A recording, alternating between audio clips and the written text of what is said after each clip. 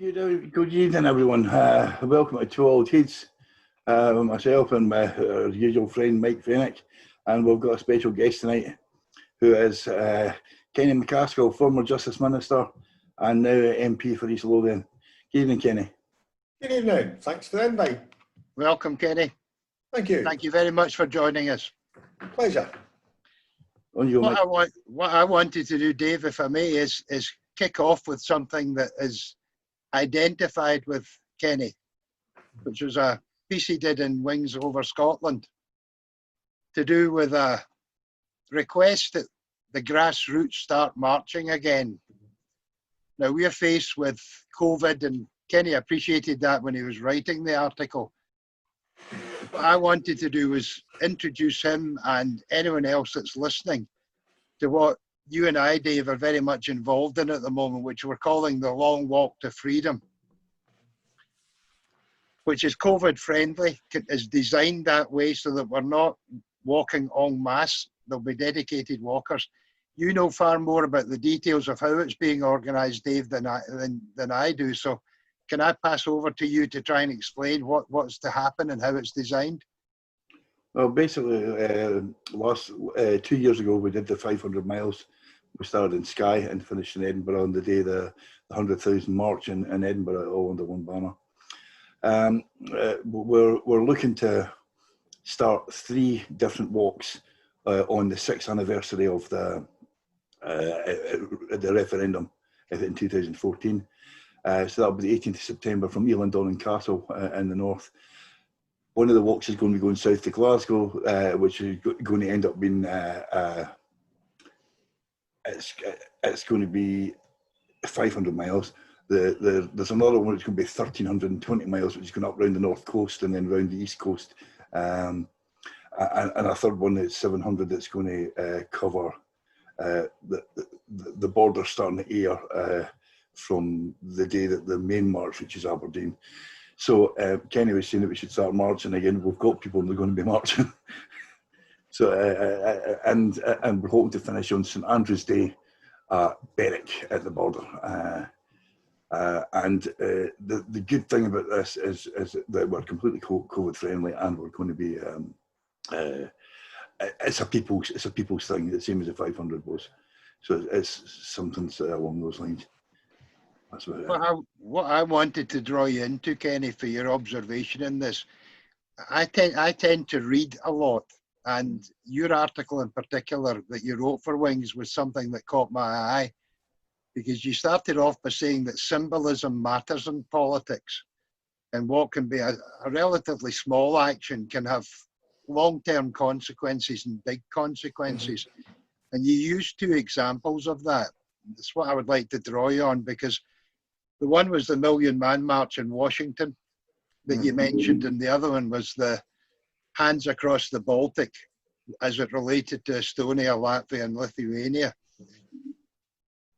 This march will be more than symbolic, because ostensibly what we're trying to do is get people involved in signing the Scottish Digital Covenant as something very, very important, where, and don't take this the wrong way, without political intervention directly, grassroots can participate in signing something which may help achieve Scotland's independence.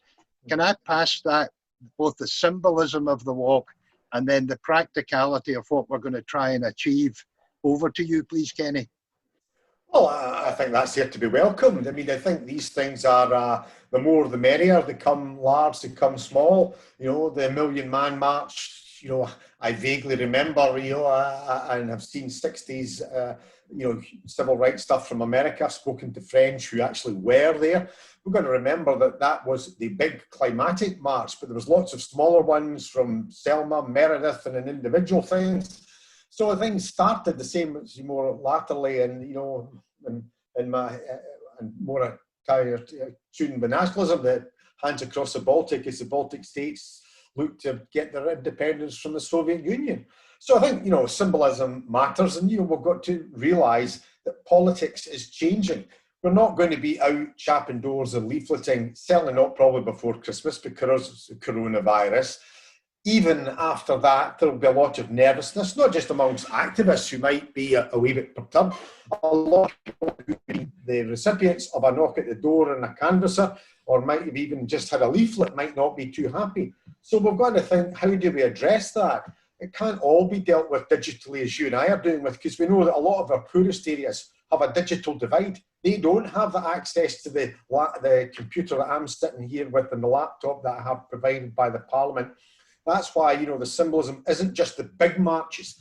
It's got to be wee marches in our housing streets. Those communities that turned out 75, 80, 90%, and where if we can put the turn up 5 or 10%, we don't need to convert no to yes. We just need to get those who didn't vote out to vote yes.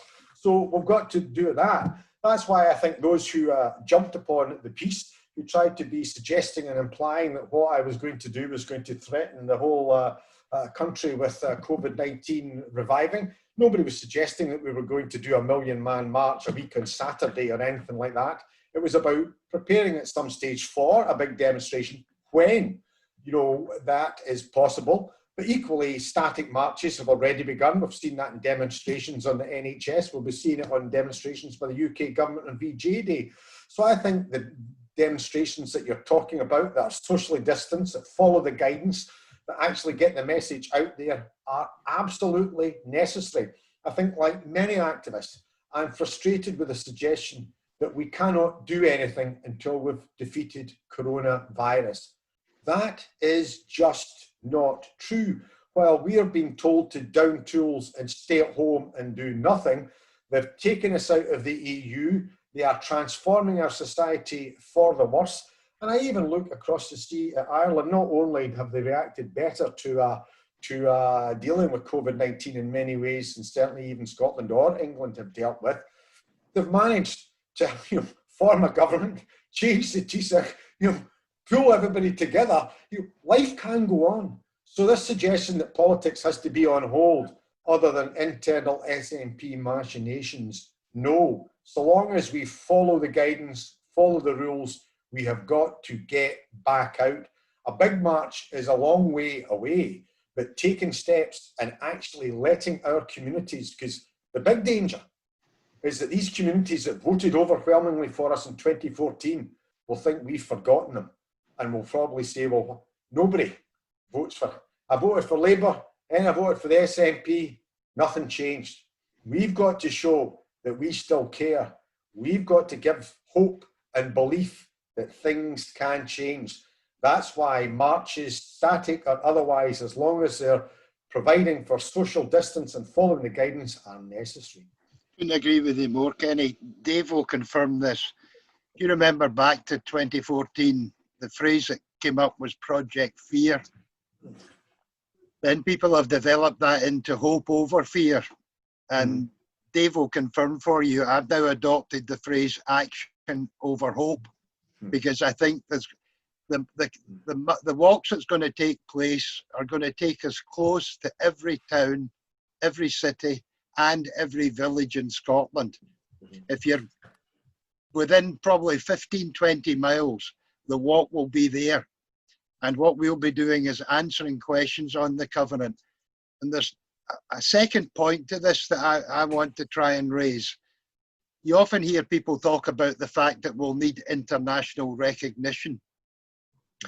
I'm one of the volunteers on Independence Live when the marches were on or the rallies were on. And with someone else called Fiona McKinnon, we set something up. We did it at the big Edinburgh rally. We also did it in Glasgow, which was to invite the world to attend those rallies and those marches. And what we did was ask people to recognise that the Scottish diaspora around the world is bigger than the total population of Scotland. And one of the things with the covenant, and I don't think people fully realise this, is if you're resident in Scotland and registered to vote in Scotland, you supply the ID to confirm that. But if you're out with, and I had a conversation with someone that's based in England today, and they said, look, I had to move for a job from Scotland, but I want to join in, how can I do that? And I said, well, there's part of this you can support. If you can't sign it, you can support the idea of the covenant. And one of the things I'm going to try and do, and I'm hoping people that Mr. MacAskill MP might involve himself in this, is to start getting in touch with other politicians. The EU know that we are being taken out of the EU. Now, leave that aside as a subject for after independence, but right now, they know that 62% of the Scots said, we don't want to leave. Can you and your fellow MPs and MSPs get in touch with the EU and say, look, there's a covenant going on. It's going to be signed by the population of Scotland. We need a certain number, but we also need to see support from that. And this is where your piece struck me when it talked about Estonia, Latvia, and Lithuania. They understand what it is to try and obtain their freedom from the Soviet bloc. I think there's support for that out there, Kenny, and I'm hoping that that's part of what we can do, is get the international community to also support what individual people, grassroots people are doing in Scotland. I think that it's important to raise the profile, and certainly you're right. I mean, I do remember the Hands Across the Baltic. I mean, I remember the sort of footage that was significant, and I've got a good friend who lives in Estonia. I visited all the Baltic states, and I go to Estonia quite regularly, and Ian Lawson, who you'll know, is the Consul General for the country, and he knows it very well. I think the only caveat I ever have is that international politics is all about national self-interest. I can think of international politicians I have met who will wish Scotland well, who will say privately, I hope you do it. Will they do anything publicly? At the end of the day, it's their national interest, and they'll say, we wish you well privately, we'll not do anything for you. The most you can get is to put them into neutral. And to some extent, that was what happened with the Soviet Union. Nobody rushed to the aid of the Baltic states. They didn't do it when the Soviets invaded in 41, and they certainly didn't as the Soviet Union was collapsing. They were privately wishing them well. So I think what we need to do in Scotland is to make sure that people are aware of us, to gather as much support as we can, which tend to come from individuals rather than nations, because nations will say that they can't do that. But equally, what you can make sure is that people allow an even playing field, so that people do speak out against the actions of the country that you're seeking liberation from, whether that's the Soviet Union, whether it's Spain with Catalonia, and people say that that's unacceptable. So I think what we do is raise the profile of Scotland. And certainly it seems to me that in numerous, it's not just what we've done, because there's always been a warmth towards Scotland, but the behaviour of Britain has well and truly alienated a lot of people. So there's good wishes. I wouldn't hold my breath that is going to result in anything either tangible, but you're certainly going to get the good wishes. And if that allows you a level playing field with no obstacles, that's the most you can hope for. One of the things I'm thinking of in terms of this is that we know that the Westminster establishment are watching what's happening in Scotland. The objective is to try and get the 54% who are saying that they're in favour of independence to sign the covenant. I think as the number of people, let's say you get to 50,000, then 100,000, then 500,000, Westminster will be watching that. One of my fears, Kenny, is that eventually Boris might just say, right, you can have your Section 30, but here are the conditions. One is a threshold. The second is if you lose, you're going to have to wait a generation, and this time it's got to be legal. And again, I read recently that the Fabian Society, part of Labour's think tank, if you like, we're proposing exactly that type of manoeuvring where there would be thresholds involved. What do you hear of that down in Westminster if you're down there? Well, I've only been down once basically since the kind of lockdown, so I've not really picked up anything. I saw the Fabian article. I mean, it's an organisation that is supposed to be, the intellectual wing of the Labour Party, but frankly, they've moved far to the right as far as I can see. The Fabians used to be radical at the time of Shaw and others when they were when they first came about, but they've shamefully abandoned that. But just to address, I actually think you'll find that there's a great deal of support for the covenant. I mean, it resonates in Scotland from John McCormick, from Sheriff Thompson, and I also remember, when we fought the poll tax and he's asked for, well, I think Jim Sillars made the claim that we get 100,000, non-payers of the poll tax, and then after the first few weeks, it was like, Lordy, how are we ever going to get that? And as it was, you know, we got well beyond the 100,000. So I think, you know, actually getting people to sign up to the covenant, I think that's perfectly possible. And again, it's symbolism. It's an activity that again can be countenanced for social distancing and how people do it, informally or otherwise.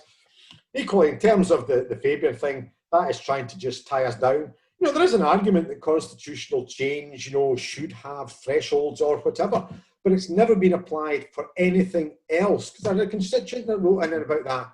And I did say to him, I can understand that in some countries that is what happens, that constitutional change requires, but that has not been the format in Scotland. It's not been the format in the UK. Whatever, you know, decision it has been on the EU, on the EEC, on the voting thing that the Lib Dems brought in, the alternative vote, nobody ever imposed anything. The only thing we've ever had was the 40% threshold imposed deliberately against Scotland.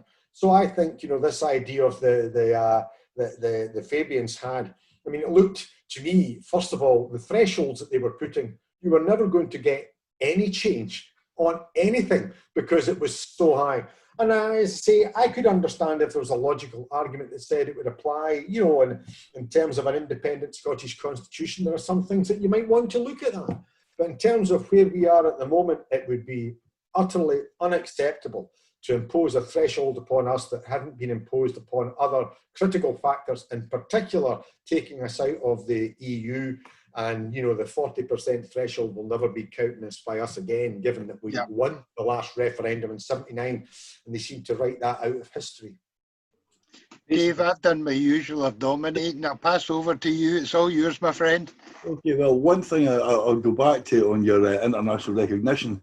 President Macron actually came out for Scottish independence earlier on in the week in an interview, which I put up with the translation, which was quite interesting. It was in a French interview, and basically he was asked about Scottish independence, and he said, oh, well, the Scots are definitely, they love and understand Europe.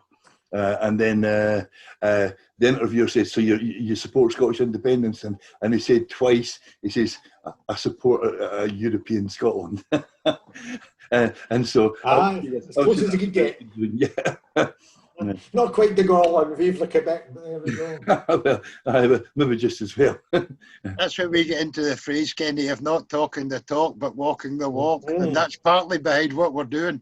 Another thing that you said there, Kenny, was the conversation just about symbolism. The one in the 50s, there was no sort of backup for it. It was done. It was signed by 2 million people. But here, basically, I've just got Halo. Here, there's a possibility that if we can prove that an absolute majority of the Scottish voters have signed it, it doesn't have to take a politician or a first minister or a parliament that's been born under the auspices of the Scotland Act to present it to the United Nations. If you use international, Craig Murray's written quite a lot about it, that it's not a point of domestic law, and if you had a provable majority of people, and guaranteed by a blockchain as well to prove that they were legitimate voters, that it could be taken further. And I'd be quite happy for a politician to present it, but there wouldn't have to be. It just have to be a representative chosen by the people, and then let the politicians clear up the mess afterwards. No, again, I think anything like that is symbolic. I mean, I wouldn't be, again, holding my breath for the UN doing anything. Otherwise, the people of Palestine might actually have achieved something. All these resolutions have been passed and nothing's been done. And now we find the country being, cut into apartheid Bantu stands, shamefully. But it's important that you do these things. Looking forward to the end of this year, and we're going to end up with a probable no-deal Brexit, on top of what's happening with the virus at the moment. How bad's that going to be, Kenny? And what can we do to deal with it? Well, first of all, I think there will be a deal. I think, they're positioning, but Johnson is, you know, my mum would have said would have sold his granny for glue, and they will. I mean, I think there'll be a deal, you know, between the UK and the EU. It might not necessarily be the, you know, Brexit in name only, but probably won't be a kick in the grass off it, because they're realising just how catastrophic this is. There are no international trade deals opening up. You know, the US is now looking as if, you know, it's too early to say that Trump's definitely going to lose, but it looks as if it's going to be Biden. So they're negotiating something that could have to be rewritten. So everything's gone. I think they'll sign a deal of sorts. You know, this will be resolved. But the unemployment crisis is coming, and coming fast, because as the GRS system downplays, people are being laid off. And it's going to be a lot worse than the unemployment that we had before, because the unemployment in the 80s was in key areas and communities that were devastated. This is going to be across the board. You know, it's not just when I used to drive to work in Glasgow in 82, when you saw the Blackburns and the Bathgates and the Motherwells were all getting tan, but other areas were left. People who are, you know, in nice houses are being laid off. There's going to be middle class unemployment that didn't happen in the 1980s, other than for a few, you know, senior managers and, you know, British Leyland or whatever. It hit the industrial working class. Now we're getting it across the board. So the situation is going to be grim for a while. But then, you know, it's what you do about it. And that's why I don't have any faith in the UK, and why we've got to get out of it. You know, I look, you know, Ireland, that will come out of it, what they'll come out of the coronavirus crisis is with a health service, because they've not had a properly functioning NHS, the same as we are. They've actually had to take over a lot of the private hospitals that were run by churches and charities and institutions. I heard the President Higgins speaking. They will come out, and will, as a result of this, be an Irish health service. We're just getting ever greater inequality. And that's going to continue. The ruling oligarchy of the millionaires or billionaires are getting richer, and we're getting left. So that's why, you know, normal received wisdom would be, this is not the time for major constitutional change. I think, you know, you've just got to reverse it and say, this is the time for major constitutional change, because it comes back to the key. You know, it's not just enough to have people vote because they believe in, they're Scottish, they believe in independent Scotland. There's got to be a financial incentive. I think we've now reversed things. People realise that if we don't get out, then the catastrophes coming is going to be even worse.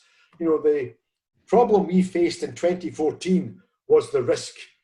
They wanted to vote for independence, but they thought they couldn't risk it. What will happen to this? What will happen to that? The security that was Britain. We would be in the EU. We would be in NATO. Everything would be hunky-dory. Our currency, our pensions, our pound. Now the pound has crashed. The economy is... Actually, the risk is in staying. There's a risk in going and becoming an independent Scotland, but that's been offset by the risk in staying, where you've got people who care nothing about anything other than the self-aggrandizement of their narrow kleptocracy that's taken over the Tory party and the British ruling class.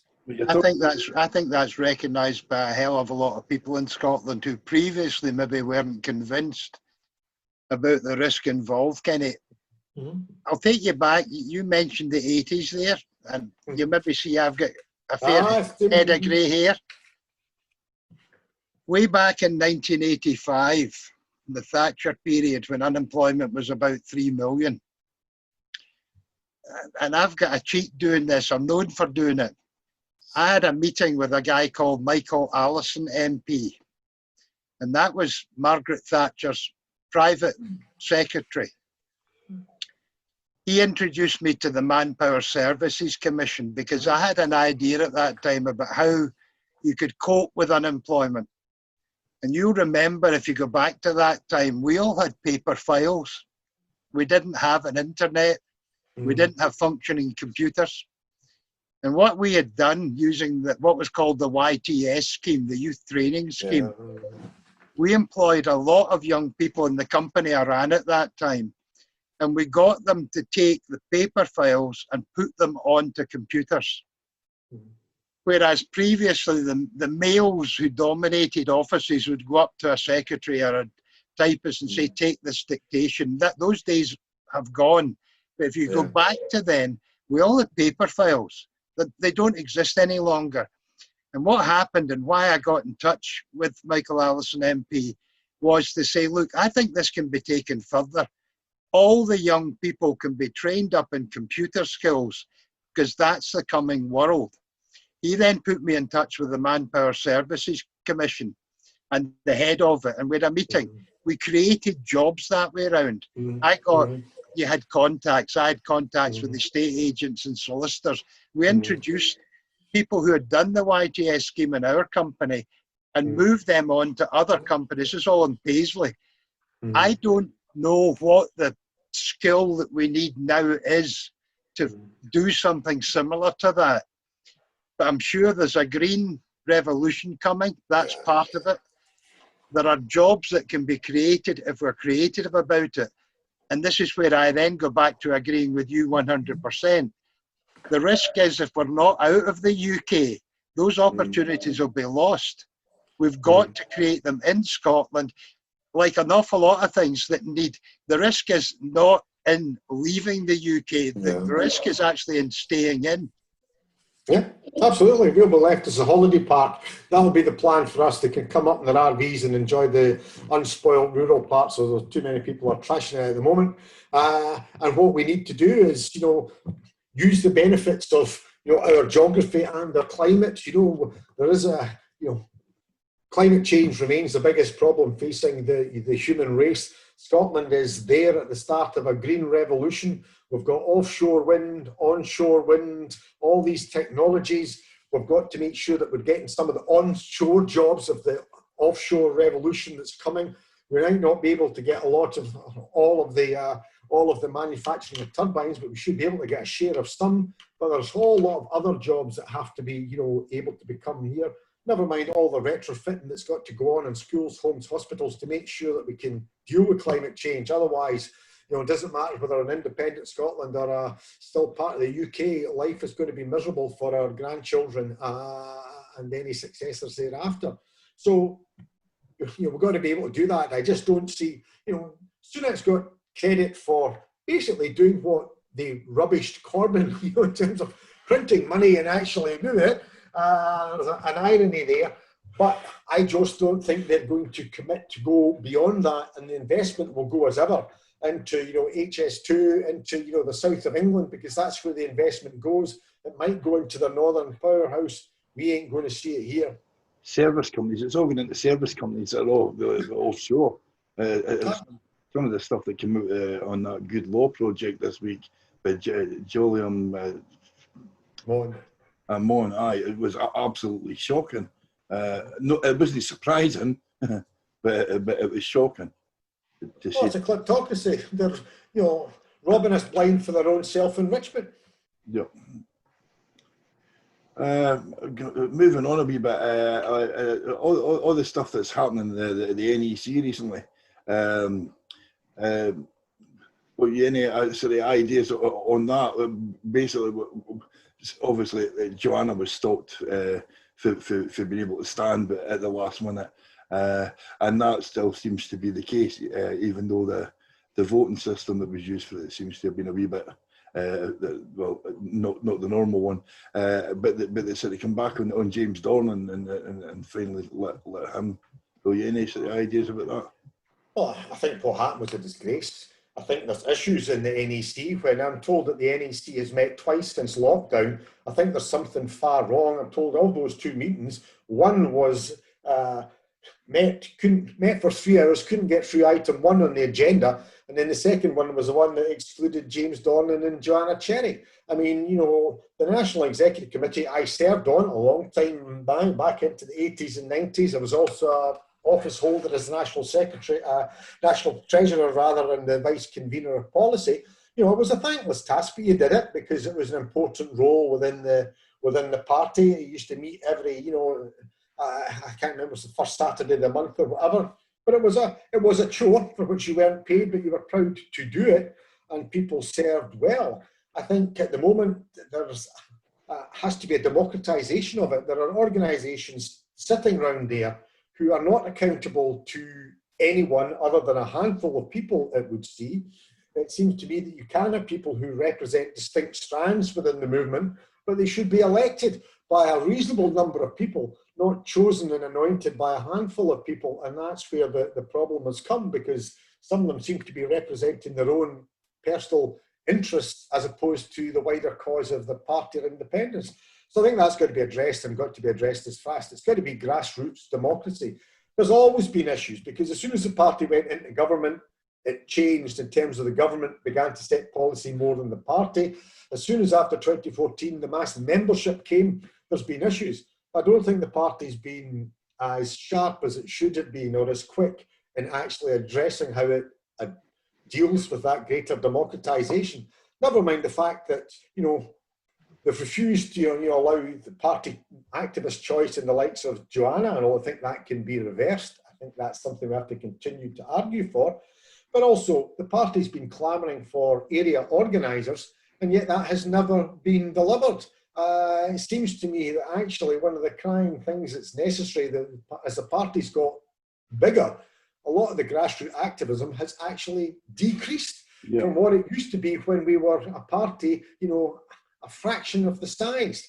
So some of that was always going to be people just signed up to be a member. They didn't want to be an activist, a bit like people used to be in the Labour Club that weren't really interested in being much more beyond that.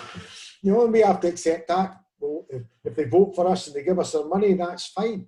But equally, I think area organisers were important and are important in actually getting the party moving and working again. And, you know, I knew that Alan McKinney's and the Alan McCartney's and all those that actually locally, Alan Todd and others who moved the party in their area when getting SNP votes was very, very hard. Not as easy as it is at the moment. Funny thing, Kenny, because I wrote a piece recently, without getting into it, about the iron law of oligarchy. Mm-hmm. And to a large extent, I think that's what's happened. And I confess I am not a member and never have been of any political party. But here's the point I would make. I'm supposed to live in what's called a representative democracy. Mm-hmm. Mm-hmm. But when I look at the SNP at the moment, I don't know who's representing me. Mm-hmm. Well, I think there is an issue there. The direct election, you know, that you take for granted, because one of the strengths of the SNP and the arguments we always made was that we were a membership-based party where the members called the shots. It wasn't trade unions, there was no block votes, and yet we now seem to have anointed groups who don't have any grassroots strength and yet have a disproportionate representation, and it can block things on the executive. So I think we've got to make sure that we cover the bases so that organisations representing strands of Scottish society and civic life are represented, you know, especially inequalities, but there's a democratic basis to that so that they can be held accountable, so that they're not just perhaps what some have described as a payroll vote. You've got the conference coming up, a virtual conference coming up. We had Chris McElhenney on, Twa Auld Heids show, and he's got his plan B to try and change plan A. We had Jim Fairley on, who wants to look at the Scottish Parliament taking back control of constitutional affairs in Scotland. Mm-hmm. How do you see the conference going with these type of things happening, Kenny? Well, I don't know. I mean, I think the big thing has to be a plan B now. I mean, I think, you know, it's becoming quite clear that we can't just go in, and I mean, I've seen this announcement. I mean, I was elected in December 2019. My view, that transformed everything. I think the problem is we've not recognised at senior levels in the party that December 2019 changed everything. You know, it certainly changed everything in terms of what we can do down in Westminster. I've participated in lots of votes, both in the ludicrous system they have of voting down there and virtually from my own room where I'm speaking to you from here today. We lose every one by 80 votes. And we've got to recognise that this idea that somehow or other we're going to get yet another mandate in May of next year, and they're just going to say, oh, all right then. When they've ignored us on Brexit, ignored on trade, ignored us on agriculture, ignored us on immigration, it just ain't going to happen. So this one more huff and we'll puff and we'll blow Boris's house down. No, if he's prepared to set his face towards the English people with Dominic Cummings, why is he going to look at another Scottish mandate and say, oh, that's all right then? So it's just not good enough, because when in December 2019, I was told there'll be a referendum in the autumn of 2020. Now, I said, no, there won't. We're not ready. We don't have the money. We've not laid the groundwork. We've not got the policy. We're not prepared. It ain't happened. Now, we know it's not happening because of coronavirus, but to be frank, it wasn't happening anyway because we weren't ready. We hadn't, sorted out how we were going to deal with the refusal of a Section 30, other than, just saying, oh, well, that's it then, and, all, good efforts to Mr. Keatings and let's support him, because I think that should be challenged. It's unacceptable. So I think the real issue at the as well as changing of the guard in terms of how the parties operated centrally, I think has to be a consideration of a plan B. Chris McElhenney and Angus Brendan McNeill have been pilloried by many for calling for it over years. They've been a voice in the wilderness, but it's right, because this idea will have a referendum next autumn. We'll have no more of a referendum next autumn than we're going to have this autumn if we don't have a plan B.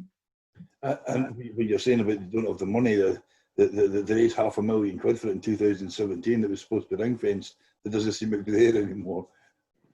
Well, we don't know. I mean, I'm more concerned as well that actually we haven't been doing, I can understand why we've had to, work from home, but equally, I would like to see the planning groups that are on board about how are we going to address currency? What is our position on rejoining the EU? What do we do in the interim? Because there is a 3 to 5 year gap before you get back into the EU, even if Mr. Macron is fast tracking this or whatever. What is the currency position? Professor Tim Rideout's doing a remarkable job. All these things that individuals have been doing, Chris McElhenney, Tim Rideout and others, that should be getting done by the party, and it should be getting coordinated, and we should be putting that message out there. We shouldn't just be turning up and saying, so somebody chaps it, if we chap the door now, and I was sent out to canvass for this referendum, and somebody said to me, what's the policy on the border? I don't know. What's the policy in the currency? I don't know. Now, it may be that it's tucked away in SNP HQ. I don't think so, and that is criminal, which is why the work that's being done by individuals has to be dealt with collectively.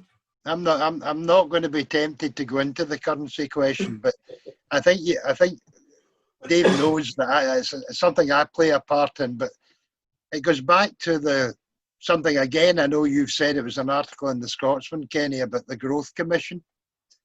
It's out of date.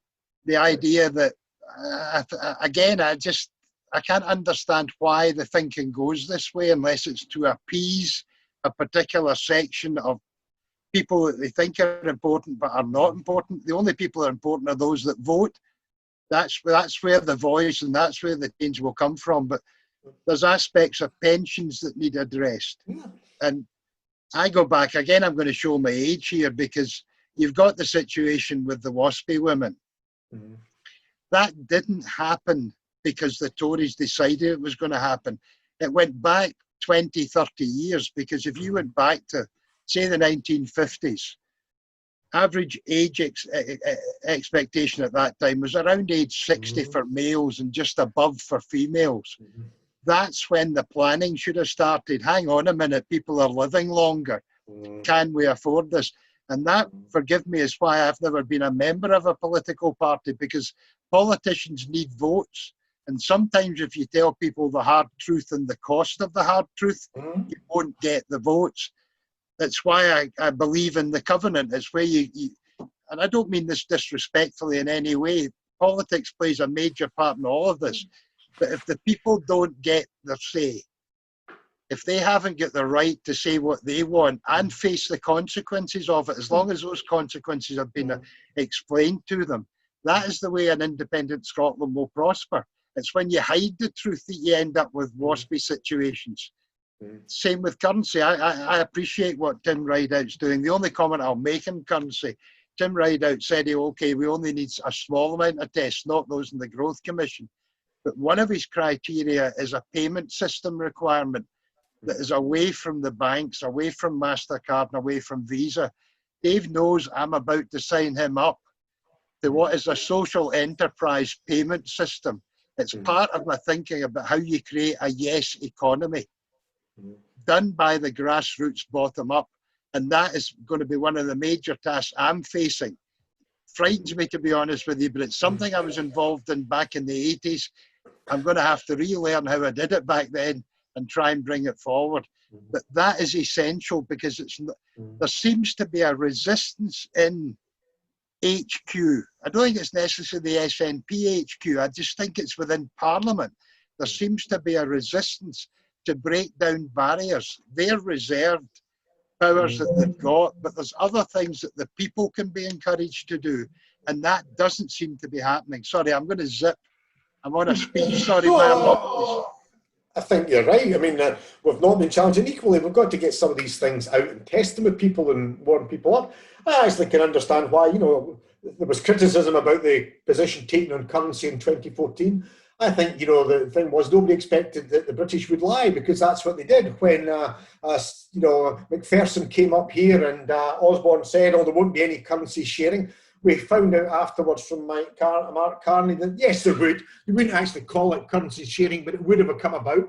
And I think Alec hadn't anticipated that they would lie, that it would have been, you know, the same as the Irish Free State. It would have been the same as Australia, but they lied. The damage was done. We didn't have a plan B, and we paid the price for it. And they've got away with that lie. Equally, you know, the Growth Commission was 3 years in the making, and then we didn't do anything with it. I could have understood if they'd done even a replication of Blair's, you know, prawn cocktail circuit.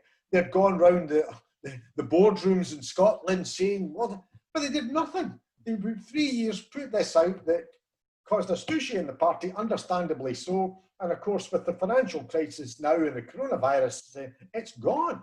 And yet there's nothing in the place. So there's a vacuum there. You know, I go back to the time of Jim Mather winning hearts and minds. And if not winning hearts and minds in Scottish boardrooms, neutralising people who might have never voted for us, but wouldn't necessarily have spoken out, and who would have said that they didn't agree with it, but they could understand and they had respect for the credibility of Alex Salmond, Jim Mather, John Swinney, where they were coming from. We've lost all that. It has to be won back. I think Kate Forbes is very able, but we've got to get her out there, actually going around meeting with those people that we know they're there. So work has to be done. There are options in currency. You know, Scottish currency, I think there has to be, because the Growth Commission is now shown to be patently absurd, wouldn't get you through the crisis of coronavirus, and therefore it has to go. A Scottish currency has, you know, has merit equally at some stage, you know, so is joining the euro or whatever. As the pound continues to decline against it, the arguments against it are different, but there's good arguments and there's a debate.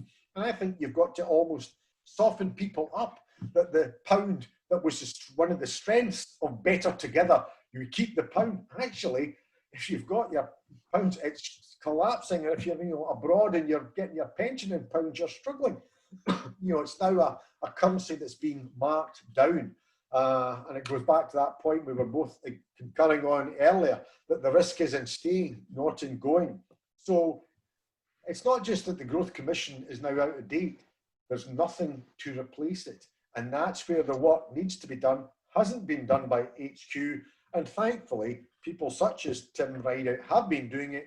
There are others out there, and we've got to actually do it. You mentioned Alec there. You think he might be the person that's come out and shake everything up a wee bit? Like, as I say, nobody obviously knows what his plans are at the moment, but he's the kind of person who could energise the movement. Even if it wasn't within the party, don't you think? Well, I've always thought that. I mean, I said after he was acquitted, you know, I made it quite clear I thought the way should be back for him. If he wishes to rejoin the SNP, he's, you know, the creator of the modern SNP. I had more than my fair share of up and downers with him, but, you know, there's a mutual respect and friendship there, and I think he's got a lot to offer, an awful lot, and that's why, you know, we're better with him back on board. Absolutely, I agree completely. Let me take you in. The other comment you made was about list parties appearing on the scene. How do you feel about that, Kenny? Well, I think it's a debate that has to be had. I mean, at the end of the day, I've seen some argument everything must be, SNP 1 and 2, and I've argued that before. But there are constituencies in Scotland where it gets you absolutely no seat on the list. The whole system was established to defeat us, to actually make sure that there never was, the opportunity. So I think it's something that's not straightforward, because there are issues.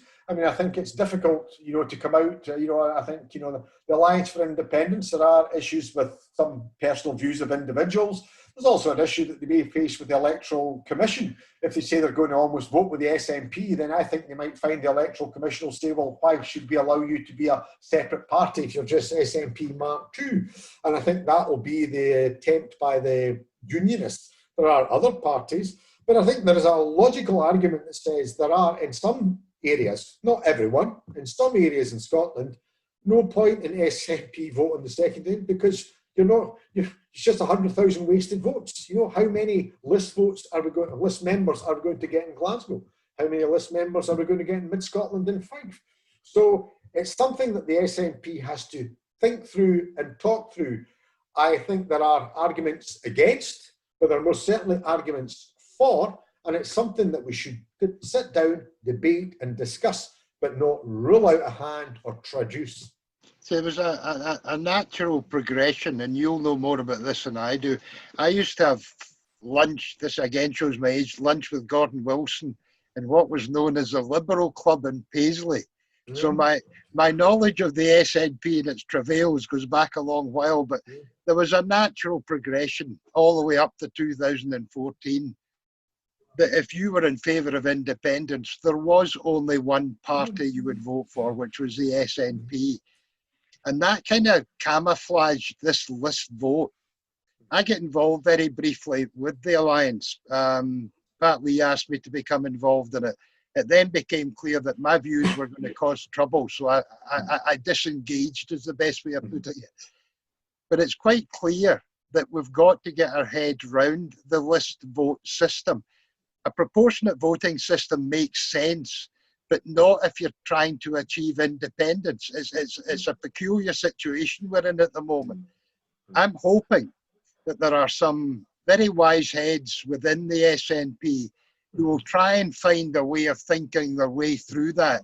Exactly as you said, there'll be certain seats where it becomes kind of obvious, but they'll have to be clever about how they go about it, because the Electoral Commission, for all sorts of reasons, will watch very closely what's going on. That was one of the worries I had about the Alliance, is the Electoral Commission are not, they're not dummies. Well, the thing is, if you look back at what happened in the south of Wales at the recall election in 2019, September 2019, the Liberal Democrats asked Plaid and the Tiggers and somebody, another party, the Greens to stand up so that they could take the seat off the Tory, and the Electoral Commission didn't say a word about it. But then that's with all these British institutions. There's one rule for them and there's one rule for us. I mean, my only other criticism would be the suggestion by some within the higher echelons of the SNP that the second vote can go green. Why? I can understand the logic that says it's going to be SNP all the way, but this idea that some seem to say that, well, it can be SNP one, but in some places you can vote Scottish Green. Given that they're looking for John Swinney's head at the present moment, it does seem to me that there's as much logical argument about voting for an independence list party as there is to say that it should be the Greens. So I think there has to be a discussion about whether it's SNP 1 or 2, or whether, depending on the nature of the election, depending on what position is taken about Section 30, what position is about a Plan B, because the Plan B situation could all change what the nature of this election is, which could be, and I think, very much be about, independence, in which case that changes the focus on the list. One of the posts I did about the list parties, it applies to the SNP or the Greens or anyone else. If you want my vote, how are you going to achieve independence? What's your concrete proposal for achieving it? And when are you going to tell me?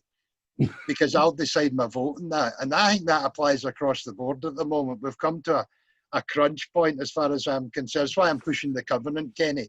because it strikes me that that is something that people can actually do and sign up for now and evidence how they're feeling without splitting anyone. Because the one thing I know is the Yes movement have one unified purpose, and that's independence.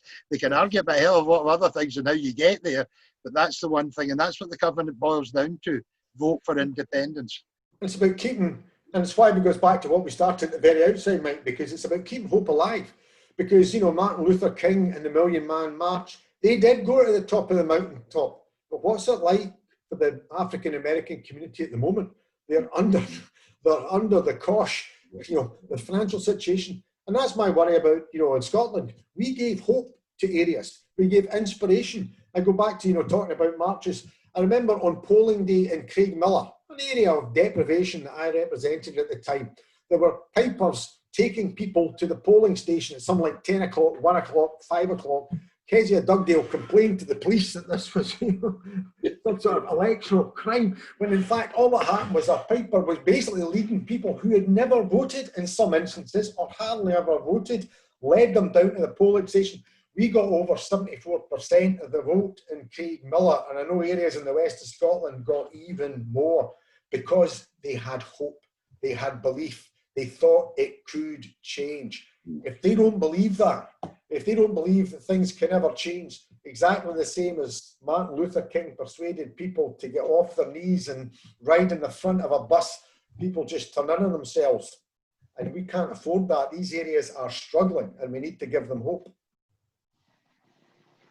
That's where we come back to the long walk to freedom. If you remember the queues for people voting in Soweto in South Africa, it's exactly the same thing, Kenny. That's why I said action over hope, because the hope will come from people doing something. And there's lots of people. We've got an immensely talented population. If we can find the ideas and if we can find the initiatives to put into action, which address the things that maybe the Parliament, funnily enough, because of reserve powers, cannot implement. I've got an idea about, without boring, I'll talk to you as a lawyer for a second. One of my experiences was in competition law. It's something I've had to live with for most of my life. I've got an example of price fixing within a national institution, which if we do it properly, can actually give ordinary people the ability to raise money to put into initiatives. It's speculative, but something you'll see me do. I keep coming back to the fact that if the Parliament are stuck with reserve powers, those powers are not reserved when it comes down to ordinary people. Ordinary people within the law can achieve miracles, and that's what's got to happen in all of this.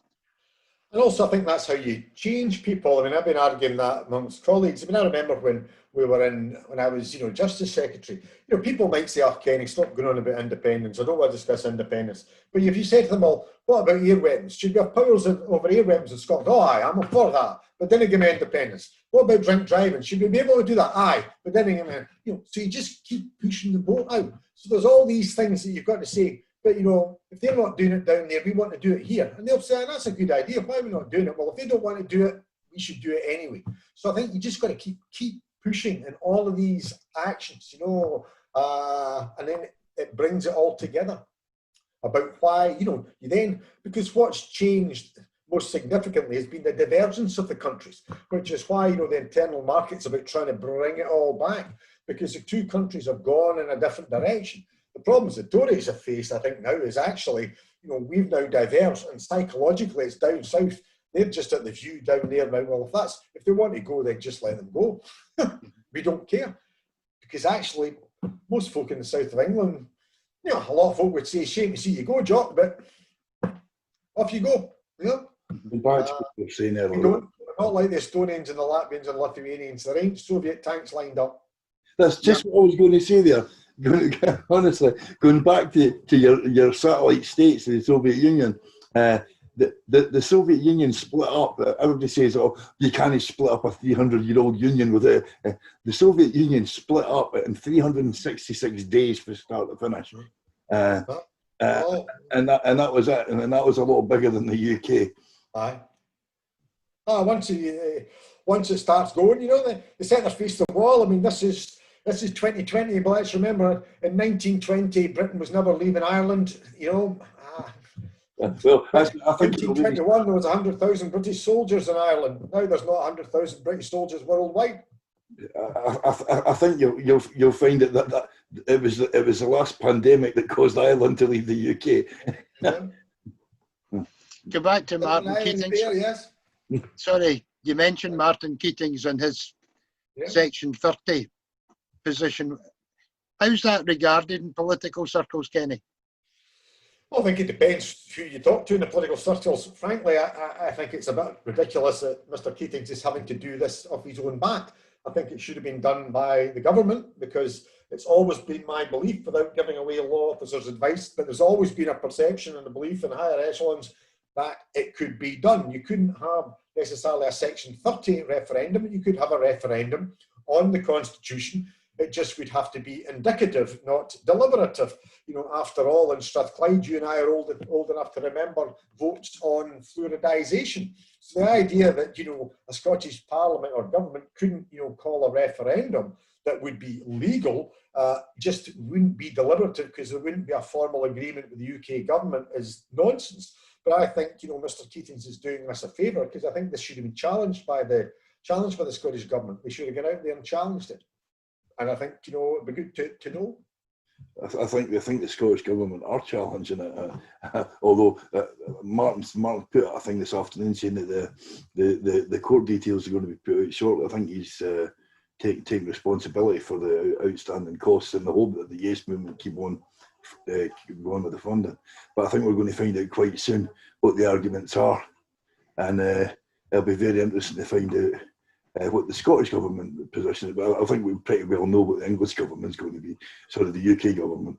But I think it'll be very, very interesting to find out what the Scottish government position is on it, because I saw quite a lot of stuff on Twitter. They were saying that oh look, it's a bad timing for us. It's like for people in the SNP, it's like when's it going to be a good time at the end of the day? Life's got to go on. Yeah. That's what we were saying earlier about the Irish government's managed to, you know, change the ticket, form a coalition government, you know, and in fact deal with it, you know, actually working towards, you know, a further change in the relationship with the north of Ireland. Meanwhile, we're not supposed to be doing anything. I mean, it's not just Joanna. There's lots of other leading lawyers have always said, you know, another referendum without the consent of Westminster is possible. I always worry behind the scenes that Westminster, probably the civil service at Westminster, are always on the ball. They're looking ahead. And what always reminds me is the day after the 18th of September 2014, David Cameron came out to a lectern in Downing Street and basically announced evil English votes for English laws. It took a wee while longer before that became known and described that way. But that was the day after the referendum. It was already designed. Yeah. And that's what's happening with the white paper and the UK single market, Kenny. They already know what they're going to do to decimate the powers that the Scottish Parliament already have. I think they're late into this. I mean, I was actually at a private dinner with McPherson at one stage, and I think it must have been in 2018. And I remember him, and at that stage he had just stood down from his, you know, permanent secretaryship at the Treasury. But I mean, his position was, oh, we've seen off Pete Nat. You know, the 2017 election, that was it. We'd won the referendum. 2015 was an aberration, and equally we all know that, you know, the SNP went backwards because we didn't turn the SNP vote out. You know, or the nationalist vote was, you know, what was the point in voting? You didn't know what you were voting for. So our own voters stayed at home and we lost these seats that thankfully most of them were won back in, you know, 2019.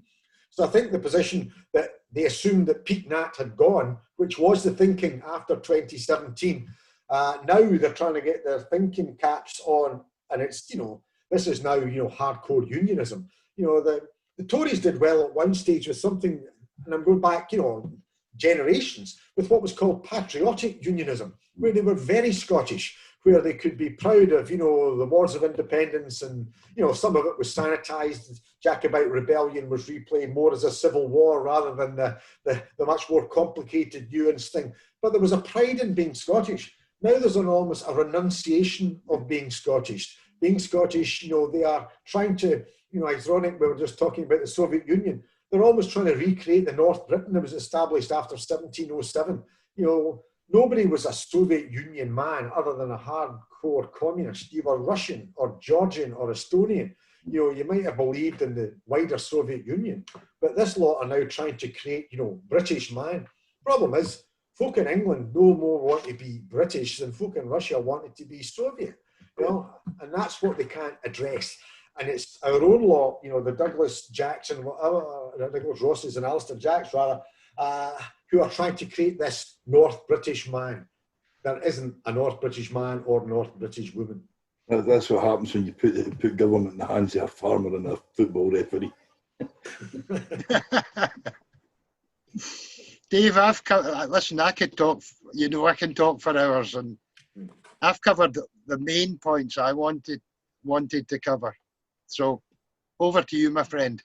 Basically, I've got one more wee thing I'd like to address. We're now in the middle of this parliamentary inquiry into what happened coming up, and there's a lot of things going to come out that already look like they're going to embarrass quite a few people. It's almost certain that the SNP is going to take a bit of a hit on it. Simply, even if it's only perceived, the press know what happened in the court. So I was in the court every day for Alex's trial, so I'm aware of it myself. But as things actually come out and how it was done, there's going to be quite a lot of problems. That, given, if you like, the kind of, you've got your different sections, factions in the SNP already. Some people think one way, some people think another way, as in they're either pro-Alec or they're anti-Alec, basically. How did the party pull together quickly after this? I think the Yes movement will be able to do it a lot easier because they've got one focus, independence. But the party itself, because it is the vehicle independence. Well, I mean, I think, you know, there may be turbulence, but I think at the end of the day, this inquiry has to come about because we have to have probity in public office. We have to have probity in senior positions. I think it's quite clear that there's something gone far wrong, both in terms of the civil case that Alex Salmond had to take against the Scottish Government, the legal criminal case that was prosecuted against Alex Salmond in which he was acquitted. Nobody has resigned. Nobody. Yeah. This really is quite astonishing. And yet we have a permanent secretary and indeed a Lord Advocate behaving in manners, and I've worked with permanent secretaries and with Lord Advocates, and indeed, you know, both as a lawyer, seen previous ones, you know, from out with as well as within governments. I think at the end of the day, their positions have to be looked at because, you know, the offices are being tarnished. Equally, I think within the SNP, it's going to be quite clear that the behaviours of individuals in particular positions of the Chief Executive and the Chief of Staff, if they did not act with absolute probity, if information comes to light that shows that their behaviour was disreputable, dishonourable, or whatever else, then all of these individuals have to be held to account. I cannot imagine any other situation where the government would have lost a case costing in excess of $500,000 in expenses to the other side, never mind the difficulties to the government, never mind having been a defence agent for 20 years. I have never seen any case like the Alex Salmond one, other than, you know, against Robert Black or, you know, the World's End murders. The resources that were thrown at this were incredible, and he was acquitted. Somebody has to pay a price, and somebody has to be held to account. You don't get much more to the point than that. Well, I think that's just about us, Kenny. We've run over our time, but it's been amazing talking to you. Pleasure. I could go another hour. Well, good luck with the matches. Absolutely. Listen, I'm hoping, Kenny, I'll see you in one of the walks, Oh, even if sure it's you a short will.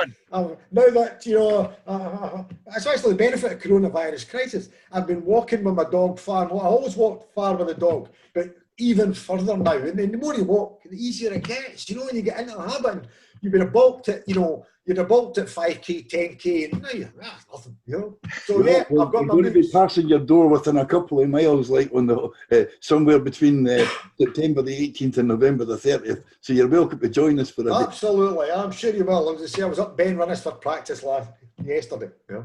Brilliant. Thanks very much, Thank Kenny, you. for being with us. You're welcome. Good to speak to you. Thank you. Right. Bye.